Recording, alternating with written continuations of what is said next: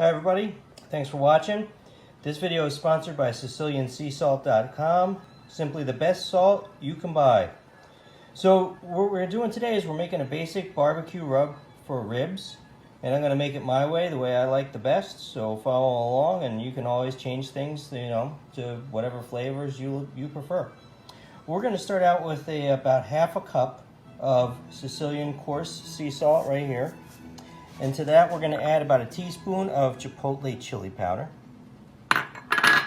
about 2 tablespoons of paprika, tablespoon and a half of ground mustard.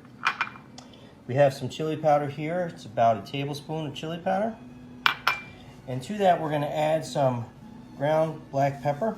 This is about a 12, as close to a 12 as you can get. And to that it's going to be about 4 tablespoons.